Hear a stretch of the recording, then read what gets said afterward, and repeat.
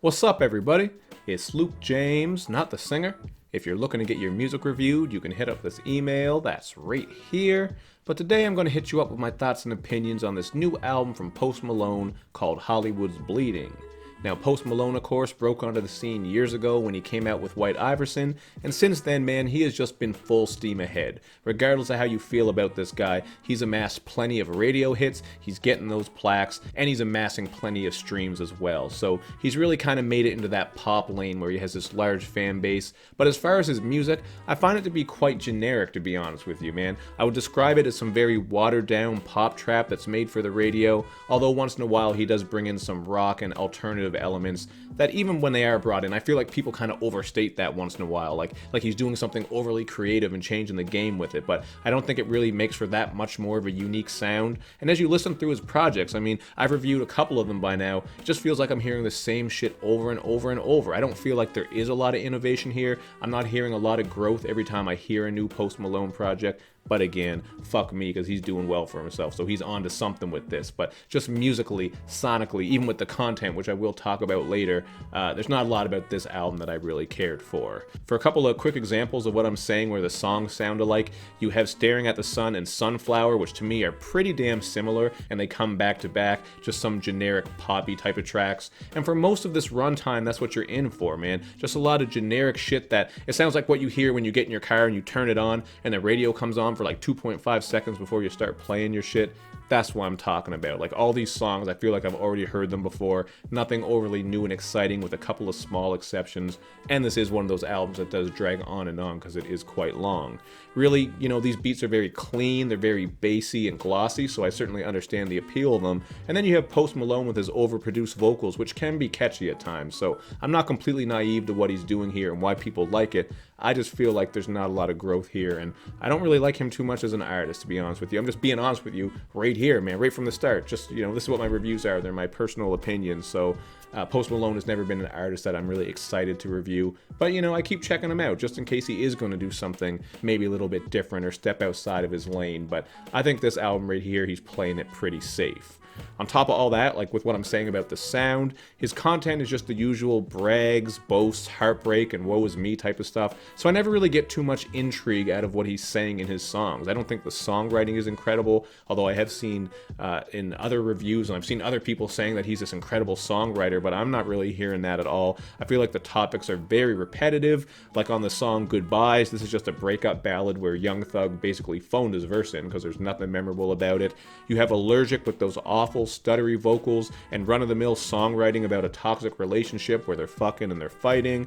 And then of course we have 1,000 Bad Times where Post is going on about this girl who really just makes him feel bad, but he loves it. Or as he says, she makes his life so hard that it gets him off. So I guess he's a sucker for punishment, man, like the Gimp from Pulp Fiction, or those weird dudes that like when girls walk all over their nutsack with high heels. Yes, that does exist. Look it up if you're brave enough, but I ain't recommending you do. And even when Post does explore different content, he can get clumsier with it than a two-legged dog doing that thing that dogs do when they walk around before they lay down. Like this two-legged motherfucker's just hopping along, trying to walk that circle. He probably just falls over and goes to sleep. The shit just gets real clumsy is what I'm trying to say. Like on the song Internet, for example, this one deals with his paranoia and distaste for the internet, but with lines like, I just seen Lil Mama Instagram and she flexing, don't care about your puppy, just that ass and them breastis. It's really hard to take him seriously, man, especially when you have this overly dramatic production on here that really builds up on these strings. I think there's some piano on there as well. Like it just sounds like it's supposed to be some very dramatic, heartfelt thing. He's on here, you know, singing about Instagram and breastises, and I'm sure his humor is something that really draws people into him. Like I'm not naive to that aspect of what he's doing because he does have some funny shit once in a while, but it's his timing, man. Sometimes he's going on about something really serious, like this internet shit where he's going through all these different feelings and emotions. Then he throws lines like that in there, and it's hard to take him seriously, man. It's like if you're at a funeral and as you're delivering this very heartfelt eulogy,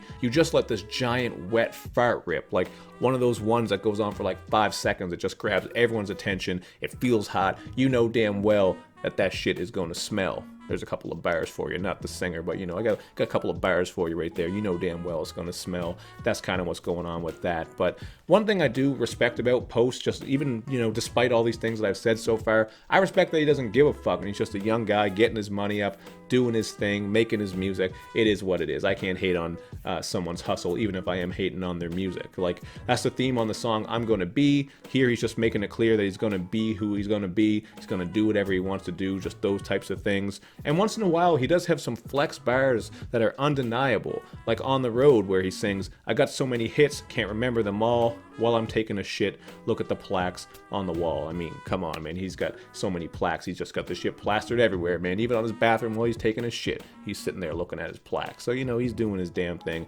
It is what it is. This song, though, you get an average at best Meek Mill verse on there. You got Lil Baby with his non-distinct auto-crooning. I just do not get the Lil Baby craze, man. He brings absolutely nothing to the table. It's like people who show up to a potluck bringing coleslaw. Fuck coleslaw. It is absolutely awful and disgusting. Get it out of here. If you're bringing that shit, you're pretty much bringing nothing to the table. You are Lil Baby. Honestly, there's really not much I can say here to make this review overly interesting because I feel like this project isn't overly interesting, but there were a couple of things I thought were alright. The song I Know, I guess, is decent as a hazy late night joint. It also features a Stone Cold Stunner reference, so I couldn't hate on that. Track isn't amazing. I'd probably put it as one of my favorites, but I'm not going to go out of my way to listen to it, so take that for what it is. You got DaBaby on Enemies. I thought he brought a lot of energy and just a change of pace on this album, so he kind of stuck out on there. And Take What You Want is a pretty intriguing song because you get Ozzy Osbourne from Black Sabbath on here alongside Post Malone and Travis Scott. I'm not going to say his feature is incredibly amazing or anything like that, but it certainly is catchy. It was cool to hear him on there. And, you know, kind of just like a novelty more than anything else, just to say that Ozzy was on the track. I would have liked him maybe to have a verse or maybe expand on the idea of this song a bit more rather than just doing the hook and, you know, some small parts here and there. But it is what it is and still a pretty cool thing, man. I'm mostly a rap guy, but I do like some of that old school Black Sabbath, even some of the shit once Dio was in front, man, because he has some pretty crazy vocals. So I know a little bit about a little bit when it comes to that stuff. But ultimately, like I said, man, I've just heard very little, if any, growth from Post Malone. This album to me was a slog to make it through. It got samey. The content gets repetitive. I just feel like he could have done more with the idea of this, you know, Hollywood's Bleeding, like the title track. It gets into how people think it's kind of cool or like it's hip to die young, like just to live that fast life and do all that. But I feel like on this album, he doesn't expand on that in a way that's very fascinating, really drawing you in and just having you hanging on every word of his. He doesn't do that at all. I find his approach with songwriting to be very straightforward, to be honest. But that's how I feel, man. I think it's pretty boring, so 2 out of 5 feels fair to me. Maybe if you're a diehard fan, you'll like this. And I would understand people liking this just for some background shit, I guess. Like, some of the beats are decent. You'll pick up on some catchy vocals once in a while. But as, like, a body of work, like an album that I'm breaking down and reviewing, really not much here to praise. So that's why 2 out of 5 is what I'm going to give it, like I said a couple of times now. But that's just what I got to say about this one. You guys check it out for yourself and then hit me up in the comments section with your thoughts. And of course, make sure you do that good YouTube and social media stuff where you show me love and you show me lots of it. Thank you for watching, everybody. I will see you next time.